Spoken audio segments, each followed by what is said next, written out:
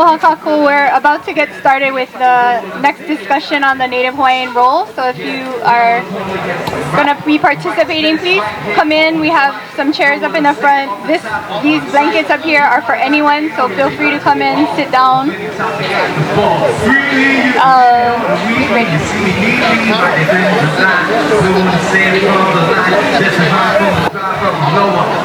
So I'm Noi Goodyear Kaupua, and I'm one of the members of MANA who's sponsoring the discussion tent today. This discussion we thought was really important because it's on an issue that is pertinent. All of the issues today have been awesome and very important, but this one we felt very timely because the Kana'iolo Walu registry was just kicked off within the last couple of weeks. So what I want to do is to set a couple of ground rules for the tent today, and then do a bit of an introduction, and then we'll hear from our two panelists who represent differing sides of the issue. So the first of the ground rules is Aloha Kekahi Kekahi, and that being that we all know that if we look around here, we're surrounded by people who have committed their lives to the betterment of Hawaiian people, and even when we have differing opinions about what that means, we can still aloha each other. So the discussions and different opinions and arguments that we may even have today, we have them with aloha and respect for each other.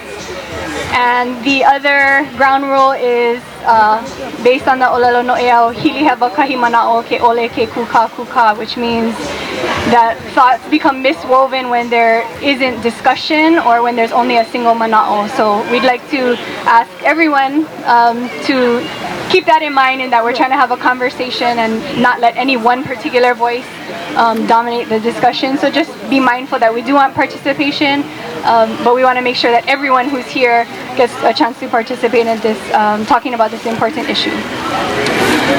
Today I'm going to introduce the panelists, and then I'm going to give a little bit of just factual information and background about the Native Hawaiian role, and they'll give you a little bit more of their perspectives and analysis on each side. We have one of the role commissioners here today, Na'alehu Anthony, who is the Oahu representative on the role commission. You also got to hear him on 2 panels ago as far as his role with OEV TV.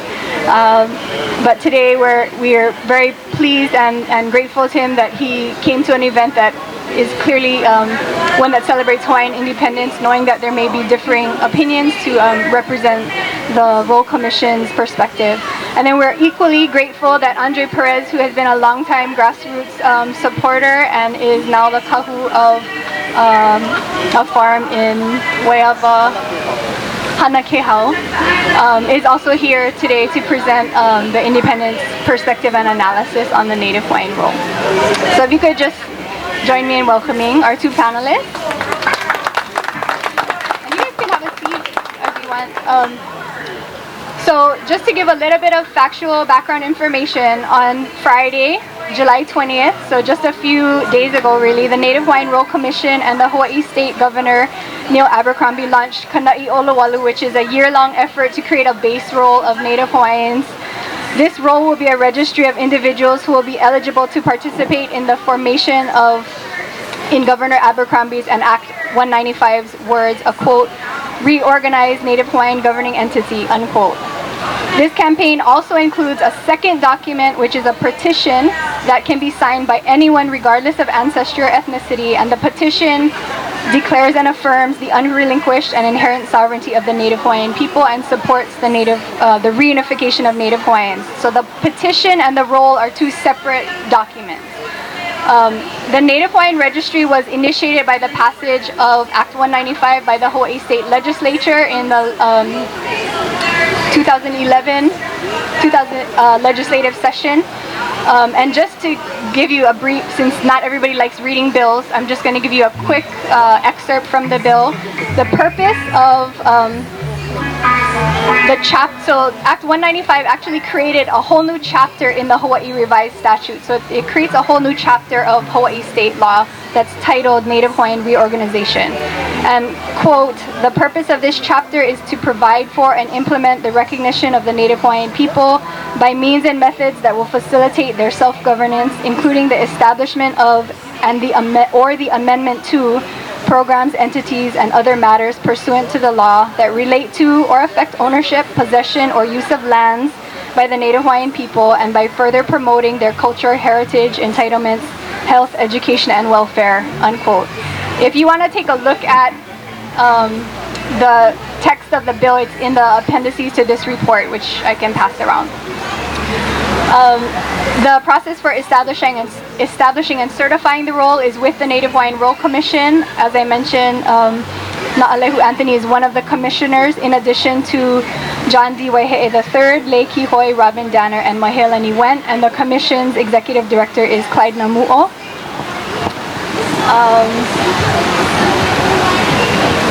One more thing that I think is important to consider is, as I understand the law and what Kana'i'olowalu has put forward, Kauinoa will not be folded into the registry, but rather that list will be used to encourage those people who signed up for Kauinoa to register. Those who do register, as I read the law, the information that's gathered, the contact information, will be state property. Act 195 does say that that information, the contact information, names, etc., is protected by Chapter 84 of the Hawaii Revised Statutes, and that means that it falls under state law. Another important excerpt from Act 195 is the following, that consistent with the politics of the state of Hawaii, the members of the qualified Native Hawaiian role and their descendants shall be acknowledged by the state of Hawaii as the indigenous Aboriginal Maoli population of Hawaii, unquote. So I encourage you to, again, bills are not the most fun reading, but this is a really important one that I would really urge everyone to read for themselves. We'll pass around the report, which includes the text of the bill, and it's also downloadable online if you just Google. What we're going to do now is we're going to have each of the panelists give us a few minutes of opening statement, starting with Na'alehu. And then I have a few questions that were developed by the MANA membership that we'll start with for each of them to address, and then we'll open it to the larger audience.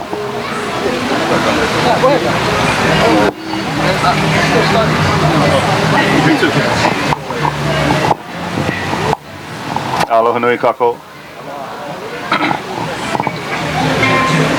I'll try to keep it short just because I know there's a lot of questions and there's a lot of people in the audience who want to engage in this discussion, so I'll keep it brief. But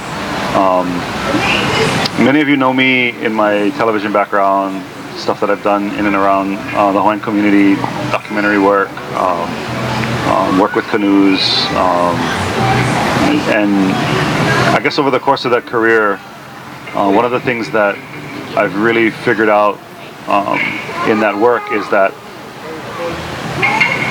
the voice for Hawaiians is super important. Yeah, that whether we're in media, earlier we were talking about Hawaiians in media, and we're talking about this stems from that, the idea that, you know, should Hawaiians buy a radio station? Keone and I are the first to lease a cable head with the intent that Hawaiian media should all be in one place, whether it's Hawaiian language media or Hawaiian culture media. And really what all that leads to is this idea that if we are to, and this leads to why I'm here today, is that if we are to enter into a discussion about what it is that we're doing that affects Hawaiians, then we need to do it in a discussion. And we need to have these kinds of forums that allow us to talk about what our intent is and why we're doing what we're doing. But also that as information is flying around in cyberspace, we hope that the information that's there provides, again, more discussions at different platforms. Because if the discussions aren't there, then how can we form a lahui? Okay. So when I heard about the signing of Act 195, I thought a little bit about why would I want to participate in something like this and put my name in as a potential commissioner? And really what it had to do was some of the other movements have had really, really bad communications with the public. And I think that's why a lot of you are here today, is because some of the other movements have had terrible communication with people who they would want in the Lahui. And one of the things that we've gotten really good at is just simply communicating with our audience in letting them know what's going on, what are the current events. We did a promo about this, we're doing a story about this event. And the idea that in order to facilitate, again, this discussion of something that's very, very important, this will be one of the most important things of our generation, that we need to do it in a way where everybody can understand what the intent is and what we're trying to do. So that's why I'm here today, and that's why I put my name forth as a commissioner. I never thought I would actually get the job, the volunteer job, by the way. But now that I'm here, I feel my role is to make sure that we can leverage these relationships that we have to further the discussion. Because that's the most important part, is that the discussion moving forward is what we hope to gain over the course of this. So with that, I welcome all of you guys' comments and questions, and mahalo nui for everybody for coming and being attentive to this.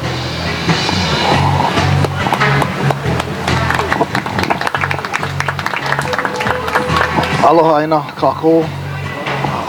Real quick, pule kako. Auhia ke kala, kala loa loa kala. Kala loa loa o kai, kala. Kala maewa ana I kai, kai pi kai kala e. E kala ka hewa kua, e kala ka hewa alo, e kala loa ka hewa a ka naka I ola loa a ka naka a pua anya.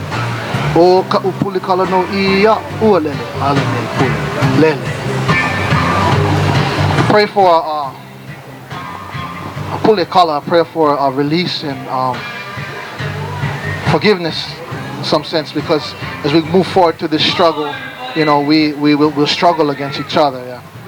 But at the end of the day, we have to look at the big picture and look down the same road and how we're trying to get down there. We may not always agree, and it may not always be fun, but sometimes it's necessary. And I've always been an opponent of confrontation. We must confront each other. If we cannot confront each other as Hawaiians, how will we ever confront this illegal occupation? So before we started, I told my brother, I love him. This is my friend. We're on opposite sides of the issue, but we're not talking about each other. We're talking about the issue. So we can proceed with logic and evidence. And I think at the end of the day, we'll be okay. In fact, we'll be better for it.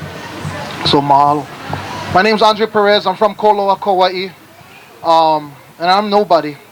I was just a brother down the beach drinking beer. And I happened to meet this guy, Kalekoa Ka'eo. And he took me and woke me up. Yeah.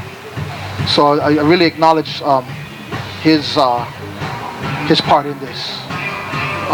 For me, it's always been about looking at the issue with logic, evidence, forming my own conclusions, using my own analysis, and really trying to push principled unity forward. I think if the process is principled, the outcome will be principled.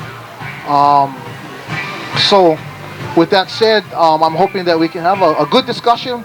Everybody can come out of this with a better picture, and please, above all else, form your own decisions. Don't listen to your friends and your family too much. Take the stuff, form your own decision based on the logic and evidence. Mahalo.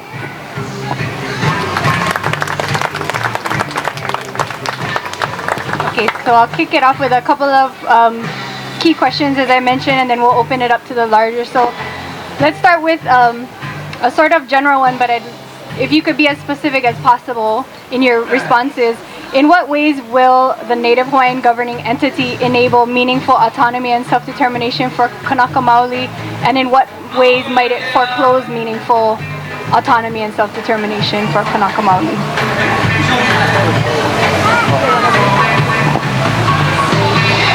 Well, We use this Royal Commission and this process in conjunction with the term self-determination. We already run into a fundamental problem. So what does self-determination mean? I mean, to me, it means determined by us, right? By those affected. So, how many of you people already are right now participated in an election process to elect these Royal Commissioners? Raise your hand right now.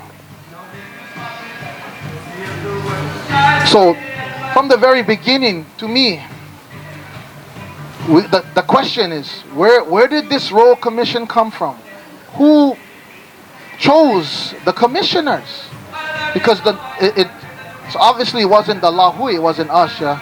And maybe Naalejo can answer that, the question. You know what? I mean,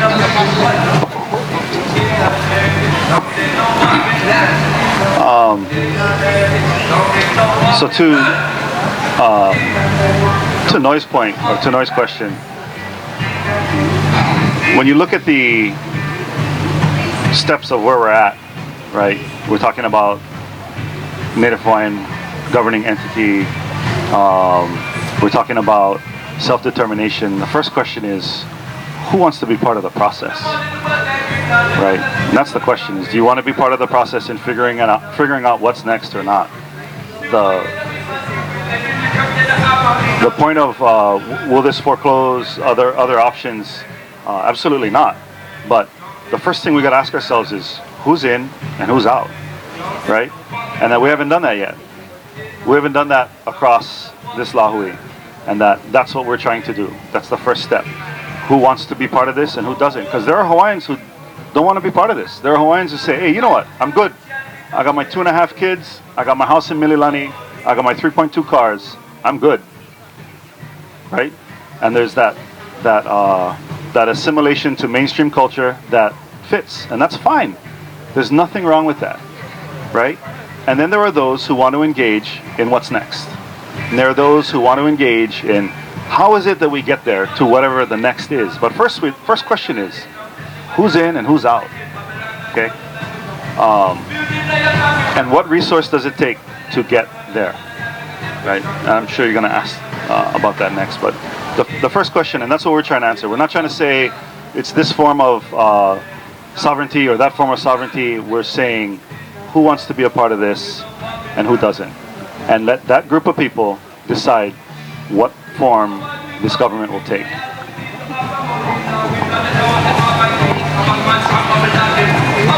So this is a related question that a few people have raised as far as who's in and who's out. Given the language, and I'll just read it again, of the law, consistent with the politics of the state of Hawaii, the members of the qualified Native Hawaiian roll and their descendants shall be acknowledged by the state of Hawaii as the indigenous Aboriginal Maoli population of Hawaii. Let's say there are people who want to opt out of registering, not because they don't want to be considered Hawaiian, but because they don't want to participate in a state-run process.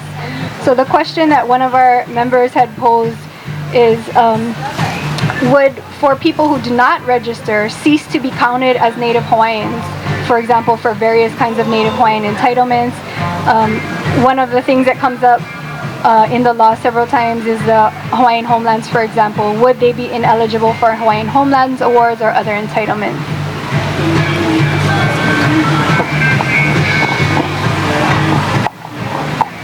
You don't stop being Hawaiian by not signing up on this particular role, right? Your Hawaiian is defined by your mo'oku auhau. You don't give that up on the signing or non-signing of this. To the point of how you can be qualified to sign up, there's only 3 things: over the age of 18, a descendant of someone who was here before 1778, and a cultural affiliation with Hawaiian culture. And those are the only 3 things you need. And the over 18 is, I think, as of September of 2013 when the roll closes. But your Hawaiianness will go on and on no matter what you do or don't do. The question is how you want to assert what you do as a Hawaiian.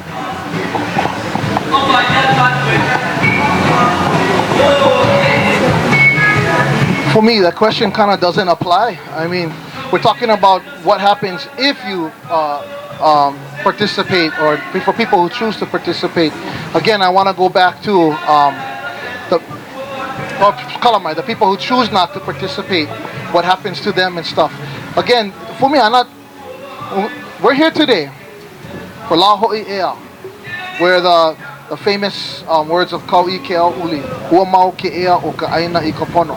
So when we talk about entitlements, already another problem, I don't know about you guys, but I'm not looking for entitlements or government handouts. Yeah, ea. What does ea mean to us? What was the context that ua mau ke ea o ka aina I kapono was uttered on this aina? Yeah, the sovereignty. That leads the next question. What does sovereignty mean to you? Does it mean nation within a nation? Does it mean a kaka bill? For me, sovereignty only means one thing. It means independence, self-reliance, absolute autonomy, political autonomy. So it's difficult to engage in, to answer a question that revolves around entitlements.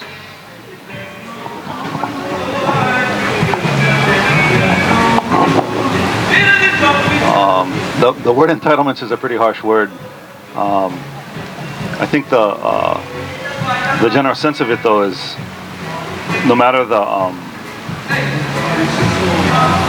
the version of sovereignty that is come up with, it's how you respond to your lahui and how you take care of them, and that the big discrepancy now is how we're taken care of now, and what access we have to what resource. And resource is an interesting word, right? Resource can mean a bunch of different things. I mean, money, technology, water rights, mineral rights, land, right? How it is we can engage with each other, how it is we engage with other countries. Those are all resources that we have, or we don't have, more to the point. And that the intent isn't so much to use the word entitlement in a way in which we think of it as like welfare. Its entitlement is really resources. What is it that we have to utilize to sustain our lahui? So, just from my perspective as a Kanaka, that's the way I read entitlement. It's more of a resource, and how it is that we and who gets to make those decisions, right? And right now, we don't have even a seat at the table when it comes to a lot of the land decisions that are made, a lot of the resource decisions that are made, and that we need to be able to not only have a seat at the table, but a hand of cards in the game to be able to leverage as much resource as possible to move forward and to better our people. Sorry, I'm going to respond to that. Again, as I went from the very beginning, Brother Na'alehu said, having a seat at the table. Well, again, who participated in electing the row commissioners? Raise your hand. So from the onset, the Lahui has not had a seat at the table in choosing the row commission. And where did the row commission come from? Where did the very idea of a row commission come from? Did it come from all of you? Another thing that I'll say was how you respond. It's about how you respond to the Lahui. And I agree with that. Let me give you one example. Because this thing just really jumped out at me. So, one of the row commissioners that we did not have a say in in electing, Robin Puanani Danner, was on Maui at a community briefing. And a question was posed to her. And I have it right here on my phone, and I'm hoping I can play it for you guys. The question was posed to her was about the Akaka bill. And a community member said, hey, would you support congressional hearings? We never have hearings for the Akaka bill. So listen, this is her response. Yeah. But this is her words, though.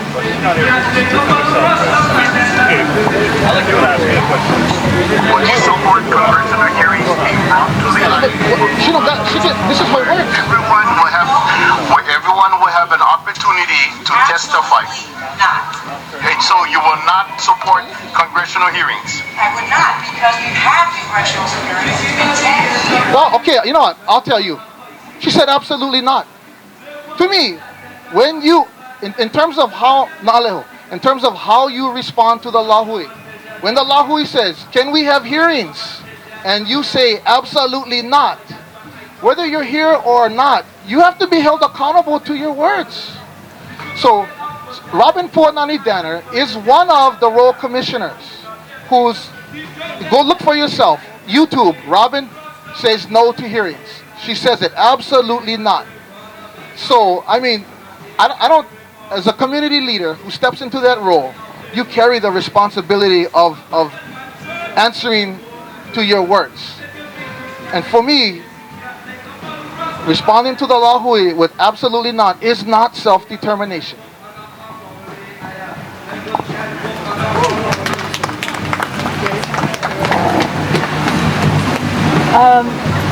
Okay, so another question, and then we'll begin to open it up. I'm sorry to monopolize the question asking, but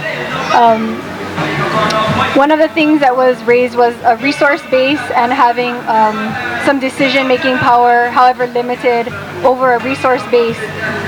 Can you relate what that resource base might be? What are the current commissioners looking at as what might be their resource base, and whether that's adequate or not, in relation to how would such an entity have an impact existing state institutions in which Kanaka Maoli comprise a large percentage, such as the public education system and the criminal justice system, or the criminal injustice system? Would such an entity have any kind of power over these institutions that currently have a huge impact on Hawaiian life?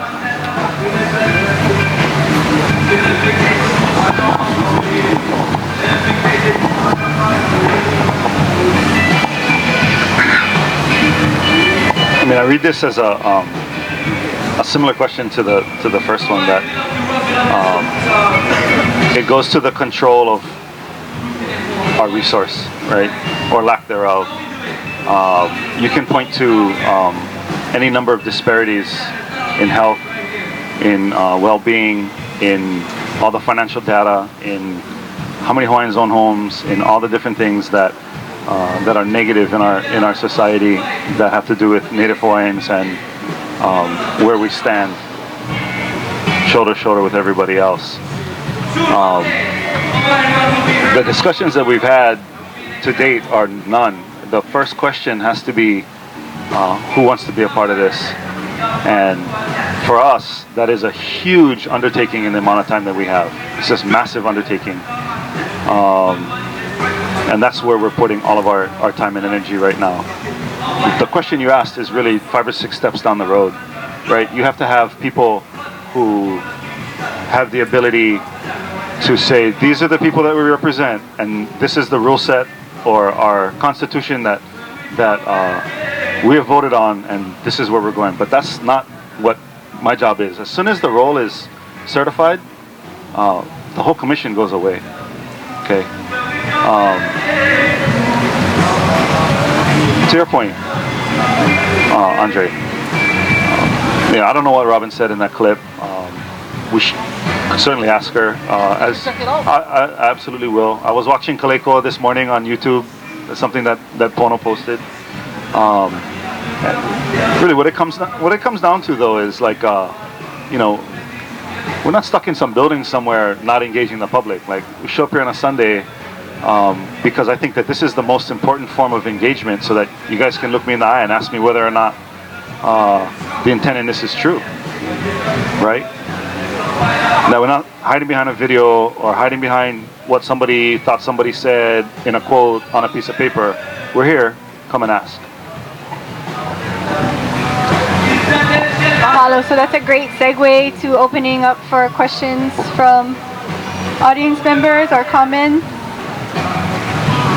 And we'll just kind of go in order as people raise their hands. So if you have a comment or a question, you can raise your hand. Also, if you don't want to ask it or time is running short, but you have questions or concerns, we have just a chart paper up there that you can write on.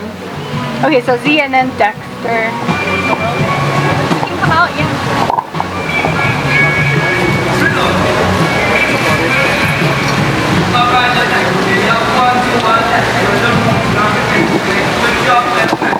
Mike Ako. About Ozi, I'm a member of the group Makavalu. We got a booth over there. We're a student hui. We got over 200 Kanaka members, student members who want independence. Yeah, because we know that there's this cage that's been put over us, and Kana'i Olowalu is just a bar in that cage, right? So we want to know. I mean, I hear a lot of, we're doing this because we're sincere and we're true, but I don't hear what you're sincere and true about. I don't see the purpose of Kana'i Olowalu. And we do know that it's a part of that cage, but I really want to know from a commissioner, how can you, knowing that there's so many people out here who want independence, especially the youth. I mean, we're doing what we do, go for independence because there's a future. Those who haven't even been born yet, who don't have a say.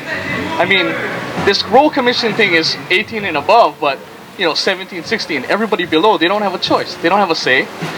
But I want to know how really you guys can, I guess, accept and be so sincere, knowing that there's so many people who want independence.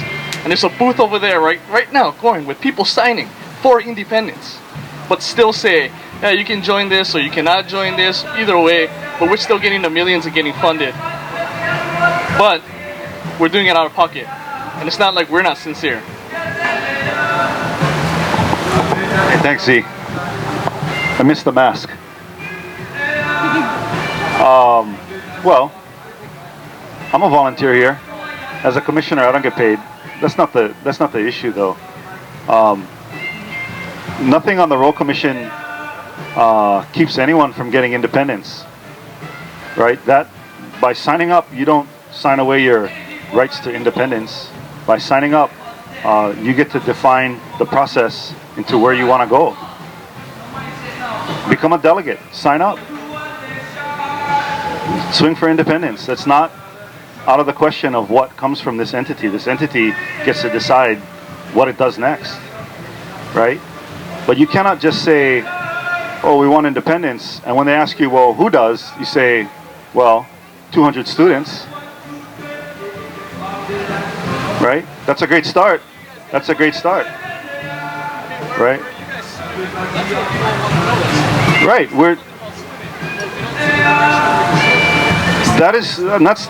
That's the beauty of, well, I mean, the argument that you give is circular, but the idea that the first question you have to answer is, who is in this group, before you can say where you want to go. And that's where we're starting. Who wants to be in the group? And then we can decide, okay, where do we want to go? But you don't get to do that if you just say, oh, we want independence. Who does? Who wants independence? Andre wants independence. Well, this kind of goes back to the same. Let's look at history, yeah. Because we're talking about what this Royal Commission means, what the potential outcomes may be, and we don't know. But what I do know is I don't think there's anybody on the Royal Commissioners list, Clyde Namuo, John Wahe'e, Robin Danner, etc., that has been for independence publicly. I don't know. But what we can do is utilize traditional knowledge, Hawaiian understanding of time, yeah? When we look to the future, we don't know the answer. So we have that olelo no'eau, ikawa mamua, kawa mahope, yeah? We can look to the past to try to see where we're going in the future. And let me tell you a little bit about the past. They're going to use this Kauinoa database basically as a mail-out list, right? Because they cannot use it for the Royal Commission because there was no free prior informed consent when they signed up for Kauinoa to be wrapped into a Royal Commission. So instead they're going to use the same names and encourage them to sign up with the Royal Commission. It's going to be a mail-out list. When you understand the Kauinoa database, the contract with Hawaii Maoli, the civic clubs, Charlie Rose, them, was millions. The amount of money that went into sign people up from here to the continent, the T-shirts, I seen a invoice, they were spending about $100,000 a year on T-shirts. So at the end of the day, when we're looking at the leadership We're talking about 1 million, multi-million dollar mail out lists. Who allowed that to happen? Well, the executive director of the OHA at that time, the CEO rather, was Clyde Namuo. Who's the executive director of the Royal Commission? Clyde Namuo. How has he reacted to the community in the past decade of Akaka Bill hearings? The community has fought. We want hearings. We want to say not about us, without us. When you move forward, and so Ikawama Hope, when we look back, people like Robin Danner, Clyde Namuo have ignored the Lahui and have set their own agenda for the Akaka Bill. And this Royal Commission is really a result of the Akaka Bill failing. If the Akaka Bill had passed, we probably wouldn't have a Royal Commission. So, I mean, to me, when we look back at leadership, because it always goes back to the question, who put these Royal Commissioners in place? Not us. I believe they were appointed by the governor, right? An agent of America. So, how can we use self-determination in the same sentence when we did not have a part of creating this, and the leadership is the same guys who was ignoring us for the past 10 years and trying to push federal recognition down our throats? I mean, think about it.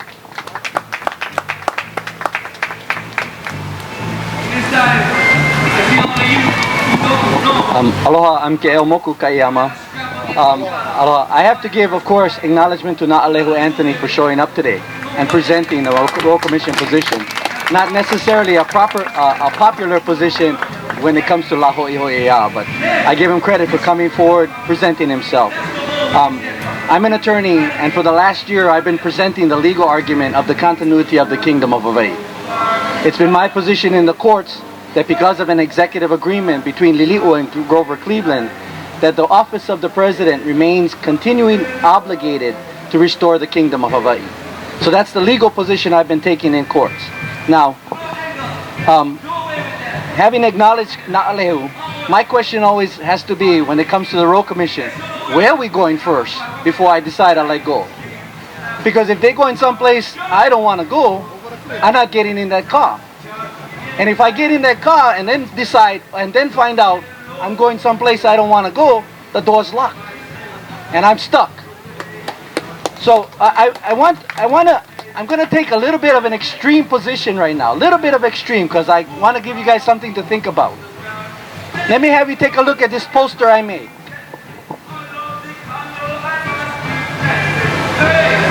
This is Chapter 6 of the Hawaii Penal Code of the Kingdom of Hawaii. Not the governing entity. Not the governing entity, the Kingdom of Hawaii. This is the penal code for treason.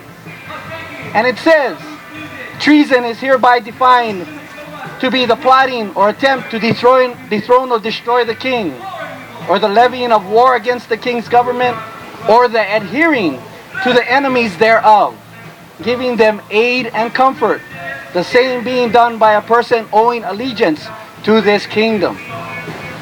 Just something to think about. And the reason I want you to think about it is because the Royal Commission is asking you to take a path that you have to consider, and consider in connection with your own Kingdom of Hawaii law. Are you in fact committing treason to the Kingdom of Hawaii by signing up on the Royal Commission? The next thing, if I can, I'd like you to consider is, now I'm not an expert on indigenous right or inherent sovereignty, but I too have some knowledge and I went and looked it up. Okay? So I have this poster which is available. Now, this information here is information of United States Supreme Court cases, as well as Indian Nation publications, of what the United States has determined what inherent sovereignty and indigenous rights are. The United States. And this is, I'll just read a quote. Inherent sovereignty is a U.S. domestic term that applies to Native American tribes or nations within a nation. It is not international law. Goes on to say that in this study, it's a study by, it's actually a report by the CreateAnIndianNation.com, Inherent Sovereignty, August 5th, 2008. In that article it says, the United States versus Wheeler in the United States versus Wheeler, the U.S. Supreme Court reaffirmed the inherent tribal sovereignty. Although physically within the territory of the United States and subject to the ultimate federal control, they nonetheless remain a separate people with the power of regulating their internal and social relations. Inherent powers of a liberal sovereignty which can never be extinguished. What this says, and I'll give you the opportunity to look at it, is that inherent sovereignty and indigenous rights, as exclaimed by the Native Road Commission, has already been defined by United States law. They've already dictated where you're going. And that inherent sovereignty law and indigenous rights has been already said, it indicates that it does not include a right of independence or permanent sovereignty over your natural resources. So your direction is set. The Native Road Commission, whether intentionally or unknowingly, has already bought a map to a direction that those who support independence and deoccupation would never get on board. So I would myself say, I love you, Na'alehu, but I'm not going on that car. Finally, the last poster I just wanted to talk to you about is part of the executive agreements between Lili'uokalani and Grover Cleveland. These are documents which does exist. I've now presented it to the courts on numerous occasions, and the courts in the state of Hawaii has taken judicial notice of these executive agreements. Now, within the court language, what that means when they take judicial notice is they're not disputing that these are actual documents. They're not disputing the facts of the agreement between the Kingdom of Hawaii and the United States. And essentially what it says, and this is a message from U.S. diplomat Albert Willis to the Hawaiian Kingdom: the provisional government was not established by the Hawaiian people or with their consent or acquiescence, nor has it since existed with their consent. So it goes on below and it says Grover Cleveland wants to make known to the President his sincere regret that the reprehensible conduct of the American minister and the unauthorized presence on land of a military force of the United States obliged her to surrender her sovereignty for the time being and rely on the justice of this government, that being the United States, to undo the flagrant wrong. So, again, they have an ongoing obligation under international law to restore the Kingdom of Hawaii. If that ongoing international obligation to restore the Kingdom of Hawaii continues to exist, then if you are one who believes in deoccupation and the restoration of the Hawaiian Kingdom, I have to implore you, you cannot get on that va'a. You cannot go on that ka'a. And it's just my own opinion, but I think it's also supported by U.S. law, international law. Mahalo.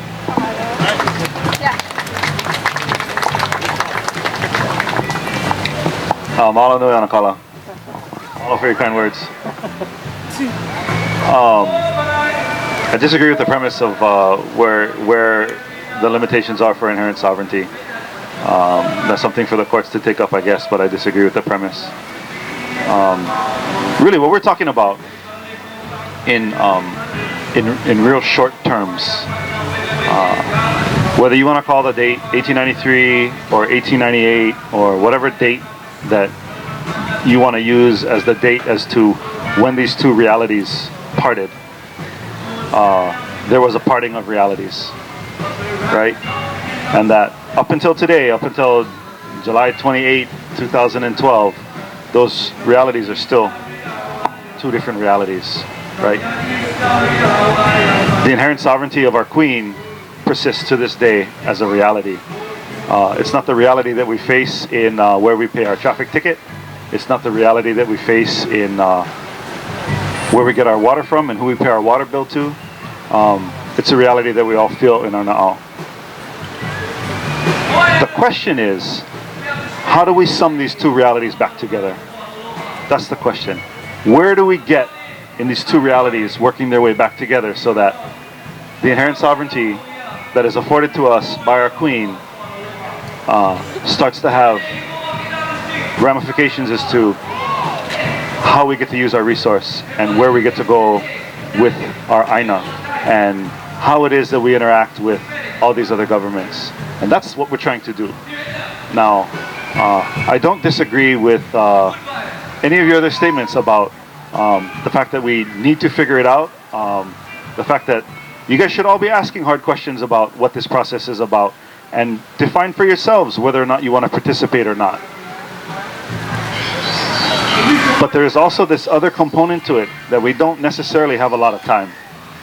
Yeah, because right now, the reality we live in, right, has a Supreme Court that could any day break open any of these elite trusts for anybody, right? Not necessarily, right, okay, right. That if any of the cases that go to the Supreme Court break down the wall at Kamehameha Schools, all of a sudden there is a very different reality for us because that resource that is supposed to be for us is now for everybody, right? There's a flip side to this. It's not only what we get, it's what do we have the potential in losing, right? And that's not a scare tactic. That's just to say, what do we have the potential in losing? At what point does the state start to sell ceded lands, right? So I offer to all of you, every single one of you here, do what he's doing, right? Make call for Oha. Hey, right? Hey, he get his hand up, right? Uncle Walter, where he went, right? He's saying, hey, enough is enough. I'm gonna do my thing. I'm gonna make change from within. I'm gonna run for Oha. You don't like how we spent Oha dollars in the last 10 years? That's our money, right? All the money Oha has, that's our money. The land base that they have, that's ours. That's $5 right? That's our money. Why not have one saying how the money is spent? You don't like how the money was spent, right? Run for Oha, get engaged, do something, learn something, educate yourselves, and figure out what you like do. But we got to do something. So what is it that we want to do?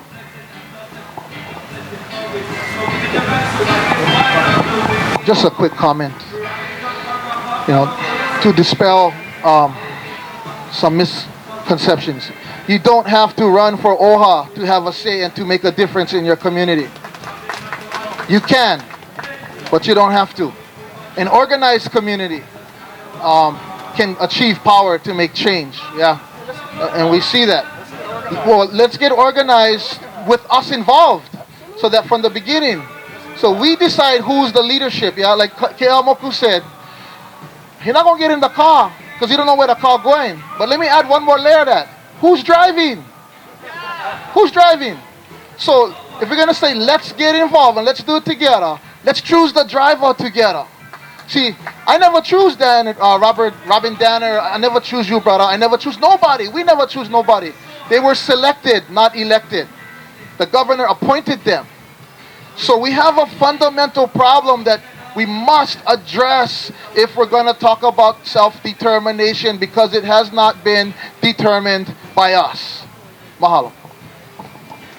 So just a quick time check. We only have about 10 minutes left and I already have 4 people lined up with questions. So we'll take those 4 and then we'll see if there's any others. So we'll start right here.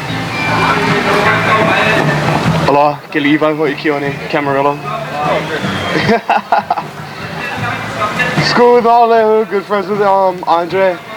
Okay, so you guys want to do this in a just way, and you guys want to like find a just ramification. Okay, first off, if Obama was born in Hawaii, I don't know how he's the president.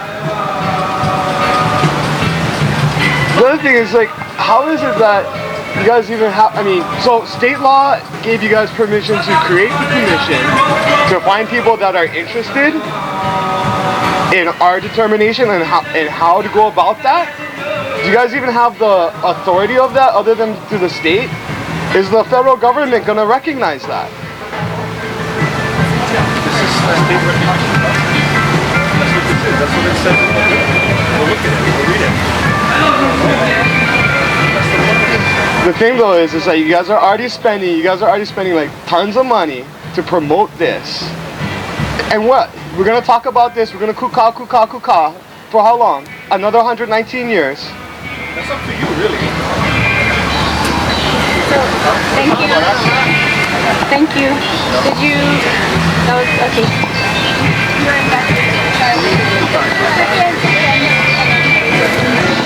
Okay, my name is Aimoku Chi. I'm Belenimai. I have a question. So then, like he was talking earlier, like about consent. The Hawaiian people never consented, and so you folks collecting signatures. My family wants to know, like, if we sign this paper, does that give us our consent that we want it to be under the U.S. government now, and that our INA and everything else goes with that, and that you folks one day are going to twist all this, because the U.S. government lied to us before. And you folks are actually the arm of the U.S. government right now. And another thing too is Robin Danner, even her own Ohana was telling me that woman is evil. You know what I mean? And so I'm wondering, like, how in the world they can put her name on top of that piece of paper for you guys to run this government. And it's all these people that we as a people no trust, because you folks that are running OHA and all these things like that. I look at this and I go to meetings with some people that went Kamehameha schools and they're writing all the grants and doing all this kind of stuff. That's the 10% of Hawaiians. Get the other 90%, then no more nothing. And you know what? OHA always take care of that 10% with their non-profits, with their this, with their that, with their spending of money. They're still doing that. We're looking at another program running out with this thing. And that's only the educated in the university going to get the money from different things all the time from OHA if you a non-profit. Very few of the actual Kanaka actually are back on that land, even though they get land. You know, and it doesn't make any sense. You know, when you guys did the this thing over here, OHA did the thing down here with right over here when they got this land. All the people, yeah, Kakako, all my Ohana and Hana, they would make that Machado lady cry. Because you know what, they told her, what the hell are we doing with that thing? The people want to be back on the land. You know? And yet, the same thing with the federal government is like, what you guys really doing? You know what I mean? You guys just kind of divide and conquer the people all the time. Because there are people out there, I totally agree, people should have a say and a vote to say, okay, we like be part or we don't want to be a part. But that's the problem with this whole thing with OHA and all that before. They don't let the independent people say they like being one part.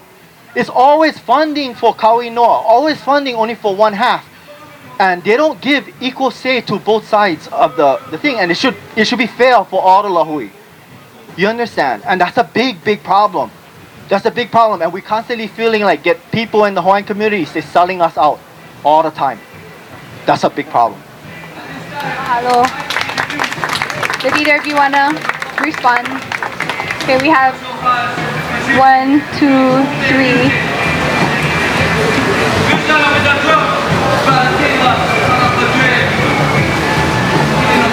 Aloha, my name is Emily Kandagawa. My question is with regard to if the Native Hawaiian role is supposed to form a governing entity that's supposed to have, like you said, be able to determine for themselves after the fact what they want to do with that, and the point is to have control over resources, control over land, and have a say in the way that government goes about developing or allocating resources to certain projects. How realistic is it to expect that after this role and being a recognized entity, a state recognized entity, and my assumption is that is supposed to be a step toward federal recognition. When we look at the history of Indian people and their relationship with the Bureau of Indian Affairs and their relationship with the U.S. government in terms of treaties being broken virtually 100% of the time, and the way that reservations are governed and have basically their hands tied by the government, how realistic is it for Hawaiians to expect that this role and this governing entity is really going to give them any power when we see how things work out for our tribes on the continent? So.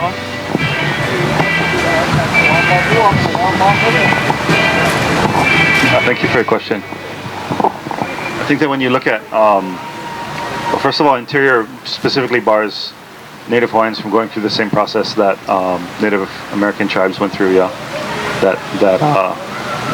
their version of nation within a nation specifically this includes Native Hawaiians. So it would have to be a different process if we were going to go for federal recognition. That it's not within the current confines of whatever law exists at Interior to do that. Secondly, I think that, and this goes back to the media point that we made earlier, that the ability to do what was done to Native Americans under the cloak of darkness when nobody understood what was going on and nobody could see immediately, like what Pono does, right? I mean, you got to give a round of applause for Pono Kealoha here, right? I mean, he's like a one-man TV show, right? And what he does is he makes sure that these voices are heard, right? That the Kalekoa, Uncle Dex, Andre, every once in a while he'll get a shot of me, that he puts that out into the public's eye. And that's really what and why media is so important. That whatever Ikaika's writing about, whatever OEV TV is showing films about, whatever Pono Kealoha is doing, that's to make sure your perspective is heard. Yeah. So that's really the most important role of media, is to make sure that under the cloak of secrecy, none of this happens. That what happened to Native American tribes is not something that we want to do moving forward in regards to the relationship and the negotiation that happened there. So.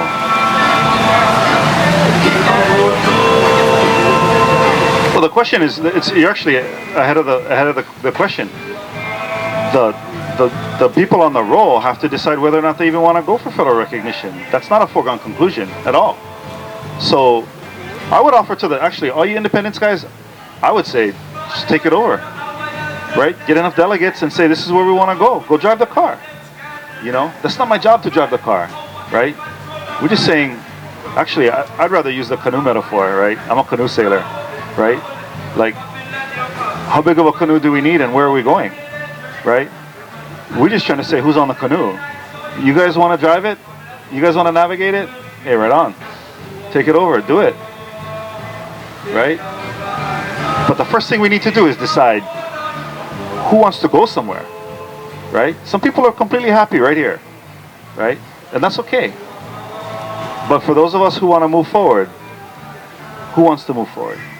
And then we can talk about, okay, where we're going. Just a real quick response. Again, I have to iterate. Ikawama mua, kawama hope. Let's look back. We have taken over state-sponsored processes. Some of us are just too young to remember. We go back, look at the history of Hawaiian self-determination, or so-called. Yeah, we've had Ha-Hawaii, HSEC, Hawaiian Sovereignty Elections Council, Hawaiian Sovereignty Advisory Council, Ha-Hawaii. Most recently, the Native Hawaiian Coalition. Coalition, yeah? Hawaiians, independent guys took over. You know what the state did? They pulled the plug. We have a history. I'm going to say it again. Ha-Hawaii, HSEC, Native Hawaiian Convention, Native Hawaiian Coalition. So I have to say, do your homework. Know the history. We have never, every time we started to move in a direction that the state did not like, it was shut down. Rado going to respond. Maybe you should just expand the statement on Ikawama mua, kawama hope and include it for the 1,000 years that Hawaiians hung out here and got along and figured out how to do it without a container ship here every 7 days. And that the last 30 years of fighting with Hawaiians is because we're fighting for what got left after that everyone was fed. But 1,000 years ago, we figured out as a collective how to take this place sustainably and move it forward. And that's what we got to get back to. Yeah. Okay. So with that, I have a 4-acre farm where I'm teaching kids how to grow food and malama aina and aloha aina, and it's hanakehau.org. Check it out. So I want to just acknowledge and mahalo that Auntie Terry Keko'olani has given up the time if we want to keep continuing this discussion, because there is so much to discuss to go into the next panel. So I just want to mahalo her, and then I also want to acknowledge and thank you, Auntie Terry. I also want to acknowledge and mahalo the chair of the Roll Commission, Hawaii State Governor John Waihee, who also just popped in. So thank you to both of them for helping us to keep this important discussion going. So you're next, I believe. Keli'i. Oh, okay. Yeah.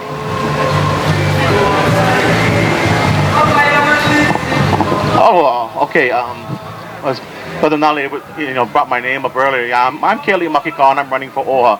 But the one fundamental thing that I've been trying to get as I've been shadowing this Royal Commission throughout this in my election time and whatnot is the people here. There's a two-side issue here going on. First of all, we need to know the intent, and first of all, not their intent, the intent of why we are here. You are standing at an event in which our rights, the right that we all stand here and we know in our na'au to be what's pono, the events that happened on January 17, 1893, the mission, the role that the Queen did by preserving the right to even have this discussion. If we were somehow lawfully incorporated into what we call the colonizer or the usurper or whatever, we would then be at a different spectrum of this table, working out an arena in which we could now delegate ourselves as an indigenous person or an indigenous tribe of the United States. But that is not the case. So the second point I get to is now that we know our right, we come here to this event and we look at the role and we say to ourselves, you know, sir, thank you very much for coming and your people, but what is the intent? You asked us to sign a declaration form endorsing in a process or be a part of a process. Now, to say that it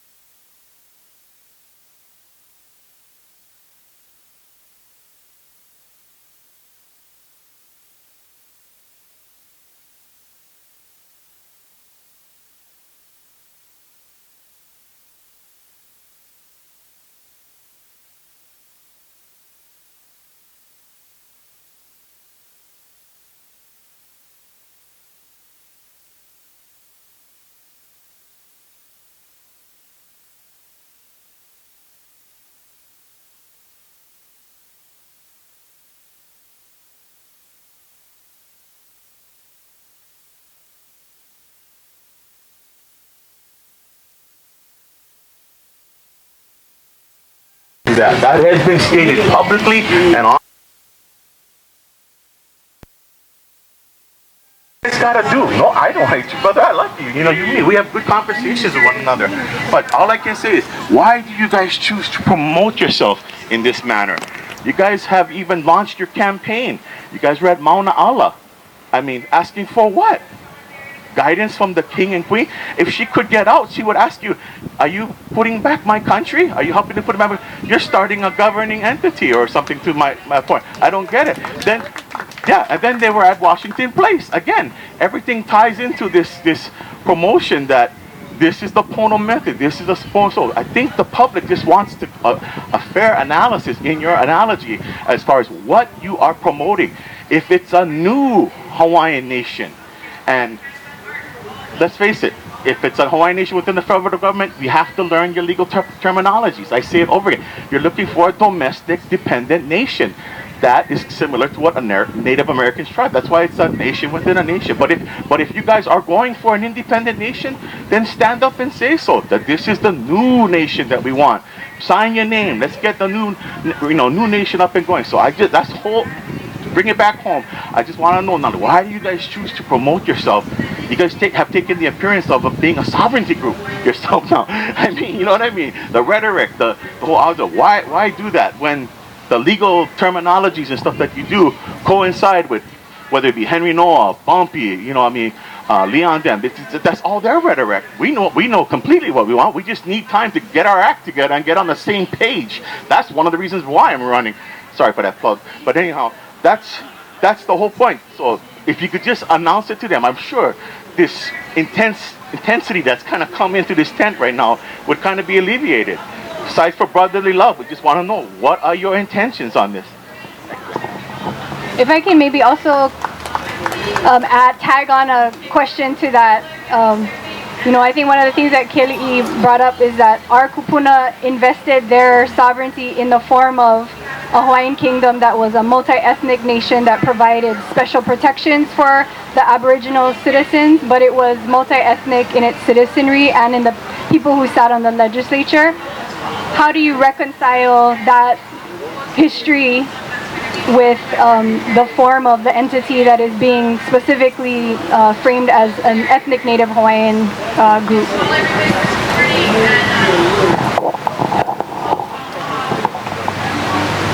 Okay, so first of all, he really does show up to every meeting. He comes to our shoot days, he comes to our meeting days. I go by the office, I see him over there. And really, the fact that he's here today, right? He's everywhere.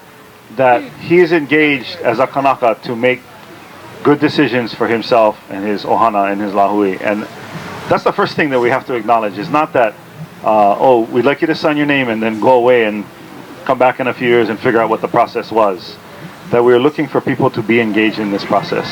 Yeah, and that I think if anyone in this crowd, besides Andre here, who's very engaged, Kili is doing a really good job at being engaged. Now he said something that that I want to pick up on, and it's that there's all these sovereignty movements out there, and all they got to do is get their act together and get it going.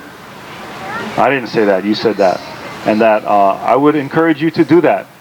Get your act together and get it going, because we're running out of time. The onslaught of challenges to the, for lack of a better word, I'll use the entitlement word again, to the things that we have that we are comfortable with saying we are entitled to, right? Our kula up on the hill that many of us are graduates of. Those things are at risk. Yeah, and that I hope some of you, would want to square that federally so that we can lock in the resource we currently enjoy. And then say, hey, what is the next set of resource that we want? And how is it that we negotiate what that is and what that looks like and where we go from there? This would be a very, very different place if the $9 billion trust had to feed every kid in this state. This would be a very different place. Yeah.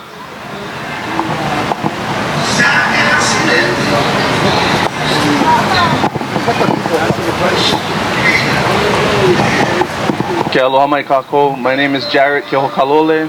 I'm from Kaneohe. My family is Kehokalole and Ho'opili. And mahalo for all of you for participating and for everybody else for your questions. I have two questions. One is for Na'alehu and one is for Andre. For Na'alehu, can you tell us, that question is about facilitation. So I read the bill. The bill says after you guys dissolve, there's going to be a convention where everybody who's on this roll is going to participate in the next step.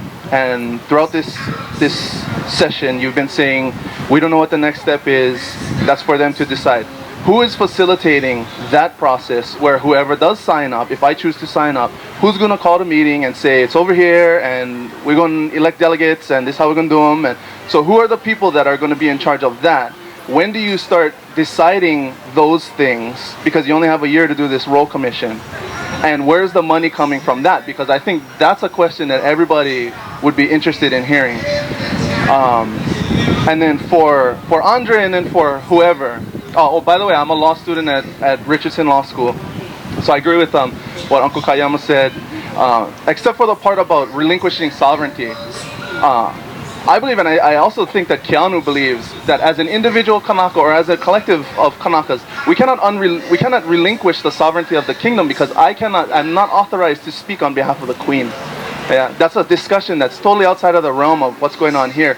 But that brings up the question of enforcement. Okay, part of this, my understanding, part of this organization is to unite, to create some kind of entity that can push to enforce all of the rights that we were born with, that come from the Ea, that come from our connection to this land. Right now we have zero enforcement. I'm going to argue you can debate whether we actually have the power to enforce that stuff, but I'm going to say we don't. You brought up the obligations and the trust and all of that.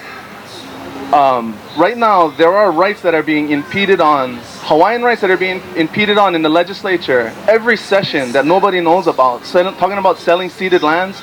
The last session, there were 15 bills to sell ceded lands. That's with the supermajority included. This last session, there were 30. Where's Pono? You got to look up the Public Land Development Corporation. Right now, what I want to know is, as an alternative to the Royal Commission, where are the groups that are enforcing those rights? And this unity that we're talking about, that the Royal Commission is proposing, where's the alternative to that? I've been looking for it since I was 4th grade, 1993. At the palace for the 100th anniversary of the overthrow. I've been looking for that organization that's going to step forward and say, oh no, we got this, we're going to enforce the rights. Where are they, and how come they haven't been able to do it so far? Mahalo. Mahalo nui. The first question was facilitation. What happens after the Royal Commission, and who is giving the money? This actually kind of ties to Kili's comment or question about the money that came for the Native Hawaiian Royal Commission. So let me answer Kili's question and then get to yours. But the state legislature didn't ask OHA to pay for this. The chair stepped forward and said this is an important thing and that OHA will pay for it, and they offered it. Chair Machado was the one, I guess, I wasn't there, but at the ledge floor, who said no, if it's a question of the budget driving this thing down as not moving forward, OHA will pay for it. I don't know who's paying for the convention. I know that those talks are ongoing right now. Absolutely. And if you want to give me your card, or I can give you mine, we can email back and forth about, and I can get you more information, because I know a couple of people who are. But those discussions are just beginning. I mean, we don't even. Right, we launched. You have to imagine, right? Like, we launched this initiative 8 days ago, right? And we are embroiled in seeing how far this initiative goes, and that it's not necessarily as a commissioner my job. It is as a Kanaka, but it's not as a commissioner to see what happens next with the convention and the organic documents and everything past that. But if you give me your information, I will get you in touch with people who will have a better understanding. Yeah, absolutely. Then the enforcement, I'd love to hear an answer to that as well. So who is enforcing our rights as Hawaiians?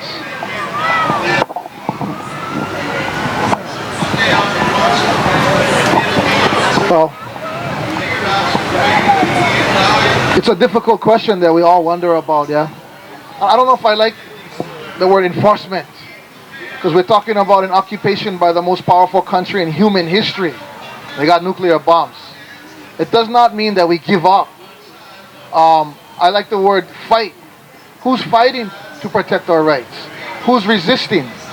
And you said to me, I heard you say you've been looking for the unification leadership since you were in the 4th grade. And so was I. But what I learned from being involved in the sovereignty community and stuff is we cannot look for the leadership. We have to become the leadership. Yeah, we have to get involved into the leadership roles. And what that means is, first and foremost, we have to understand, we have to abide by a certain set of principles. So for me, I believe in principled unity, where we have a fair, impartial process for Hawaiians, for the Lahui to decide where we want to go. Many of us have been fighting for that. It's been infringed upon or outright shut down by the state government, by even OHA. Again, I'm going to go back to the Native Hawaiian Coalition, which was just what, 5 years ago, 6 years ago. It was a broad-based coalition of Hawaiian groups, Hawaiian leaders, concerned citizens, and they met and met and met. And for me, I believe, I'm not going to argue independence. Independence will argue itself. It's so logical, and that's what happened. On to always think the better of people. And it sounds as though the sincerity of wanting to do the right thing for the people is your message. And so now that you've been amongst the people, I have a two-part question. Number one, because of the discussion here, do you honestly feel how, because of what the people are feeling, that it was fair to be appointed and not be chosen? Number one. And number two, because now you know you're wanting to somehow advocate this and trying to recruit, and it seems as though the recruitment would be a much faster and fairer recruitment if the people had the say. Would you, because it's not done yet, advocate for a forum first and allow the people to first create that intent so that we can now create our own positioning in the way that we need to move? Given that, you know, the consensus here is that it wasn't a fair process. So do you think that how the governor went about it was fair, and would you then advocate to change the way the process was handled and give the people the right to do this? Hello, Anake. Thank you for coming.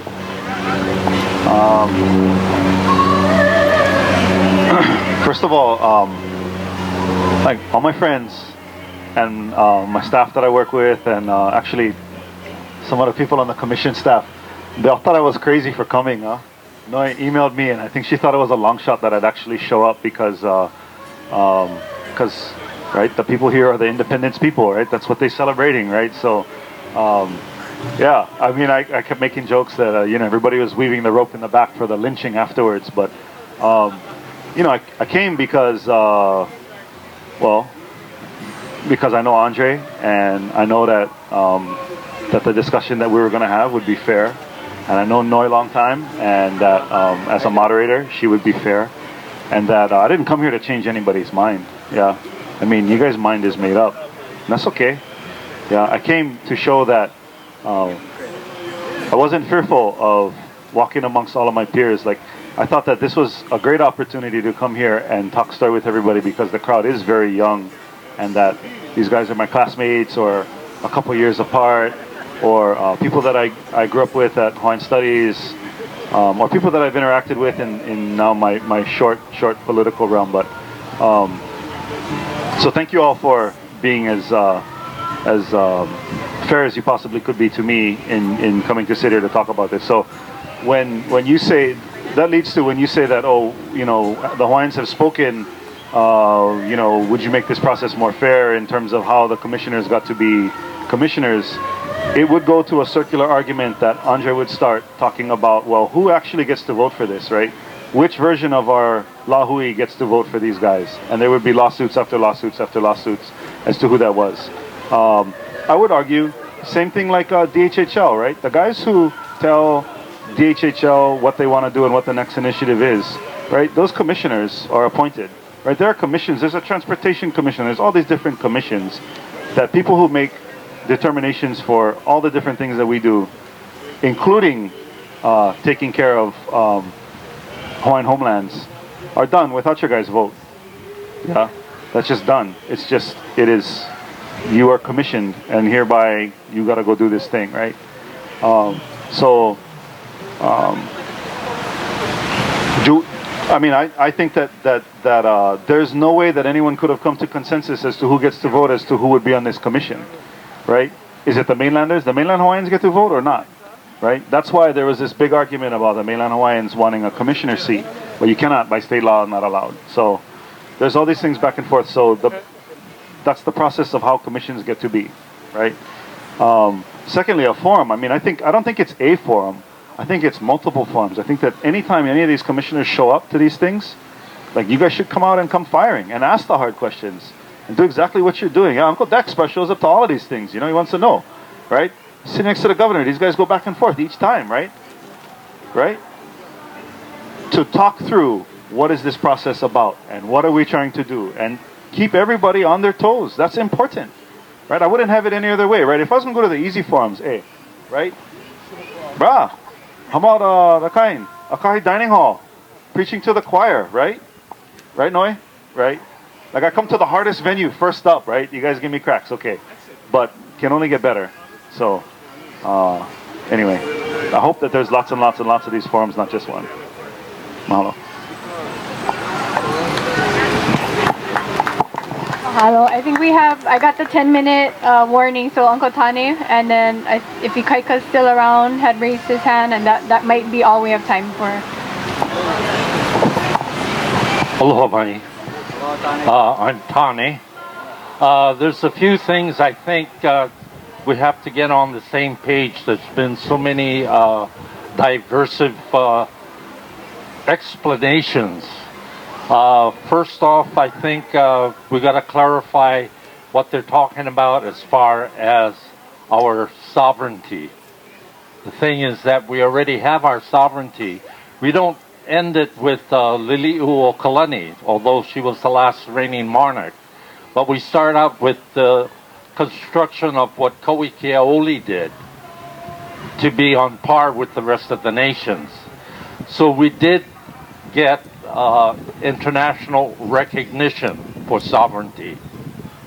What the United States is asking us now is they want to recognize our sovereignty, but in a domestic level. In other words, you know, forget about your international sovereignty recognition. We want you to recognize a domestic sovereignty. A nation within a nation is occupation. There's no other way to explain it. We already have international recognition as a neutral, friendly nation. Treaties that are signed with over 25 countries. That in itself, what it tells you is that when a woman gives birth to her baby, what happened was our birth for international sovereignty was that baby. You cannot take that baby and shove it back into the mother's womb. It's too late. It's out there. You can't shove it back up to the mother. It's impossible. The baby will not survive. The other thing they keep talking about is how we have all these various sovereignty groups and that we're not together, get together. Let me tell you, I myself validate all those sovereignty groups. I validate them because the underlying motive that pushes them is for sovereignty recognition that we already have as a nation. They may have different platforms and agenda. Now, compared to the United States, a thing that you should recognize is that within the United States alone, they have over 21 recognized political groups with their own agenda and their own platform. Within Hawaii, we have the same thing. So what makes it different that, you know, we have all these sovereignty groups, but we're not together? And yet United States has 21 political parties, and they're not together. What makes it any different? We're still one nation with one mind, that we all recognize our sovereignty and our independence as the Kingdom of Hawaii. I recognize that. Maybe I was fortunate, but that was 61 years ago. I had my kupunas, that's who I grew up with. So I already knew who I was. I was fairly good at math, so I knew 1 and 1 makes 2, not 3. I remember that while it was still considered the territory of Hawaii, I was still considered a foreign citizen. They put the labels on us. We didn't put the labels on ourselves. They did. Also, you have to recognize one big doctrine. It's called Manifest Destiny. And this is what this program professes. It sounds benign, but understand where Manifest Destiny stems from. The four papal bulls. All right? And within the four papal bulls, what they're saying, if you're not white or Christian, you are subhuman. So our status as far as Manifest Destiny, the Akaka Bill, and all those things that they present, it's like a veterinarian.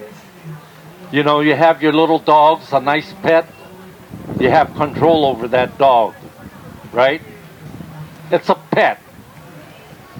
It does not have the same status or the same human rights that they're professing. So you have to remember, look into those documents and everything. My great-great-great-grandmothers, they signed the petition. My great-great-grandmother signed the petition. My great-grandmother signed the petition. They knew exactly what they wanted. Now, out of the Turpie Resolution, it gave people the right. So we did those things. That's why the Kauai petition helped stave off that treaty of annexation. Twice it was discarded. So they had to use the Newlands Resolution. It has no jurisdiction over us. So get to know your history, get to know some of the dynamics there. So without taking too much time, you know, we do appreciate you, but I do understand that OHA is a U.S. entity. It's not a Hawaiian entity. So whatever that they may be doing is under the auspices of United States, following the Manifest Destiny doctrines that gives them the God-given right to dictate to us what they're going to do. Okay? But we say mahalo anyway. We're still your friend. Okay, we have time for one last comment. Ikaika had asked for the spot, but I don't see him. So does anyone want to ask one final question?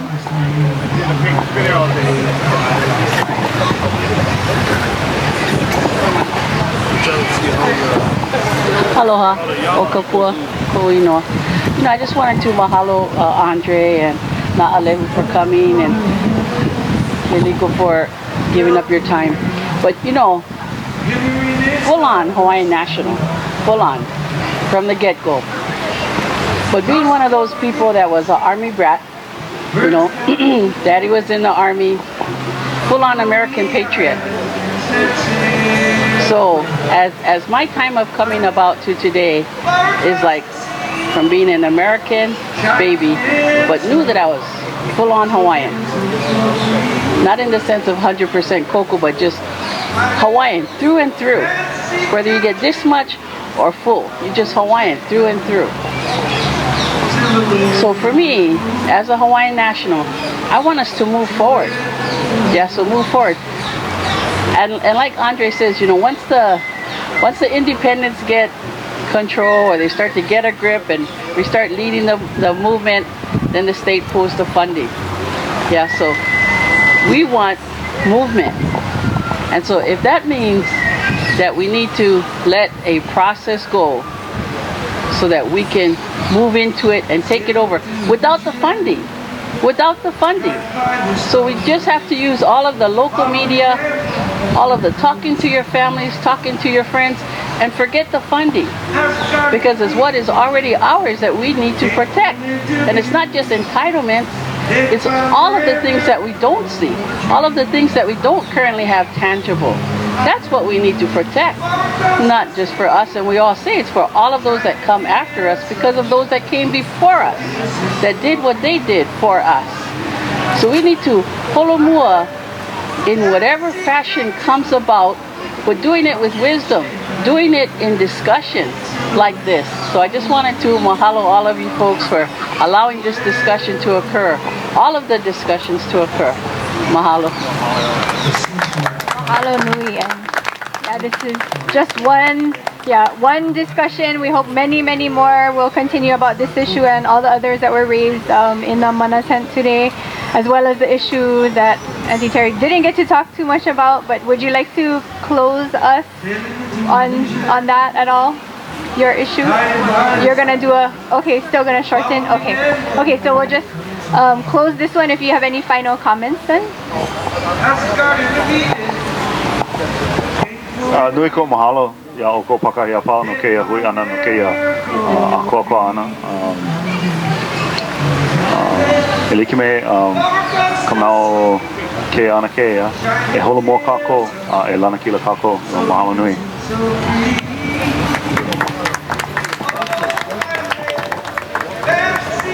Mahalo tu bara na alehu.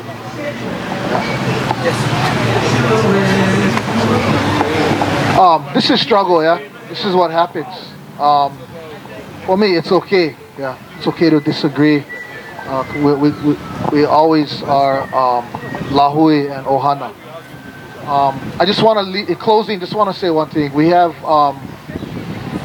decide for yourself. Pay attention to the language. Yeah, we all been taught ika olela no ke ola, ika olela no kamake. Most of us know that the power of the word is important enough to pay attention to. So, two things that jump out at me in closing. Entity. What does that mean? What is a governing entity? We had a kingdom. Why is it now being called an entity? If your name is Kekueva, you was born Kekueva. Now I'm telling you, you are an entity. To me, something's wrong. Also, inherent again. Language defines the politics and power of law. We cannot forget and dismiss that. Yeah, it has meaning, context, and power. So do the research for yourself. Mahalo nui for coming. Aloha. Mahalo.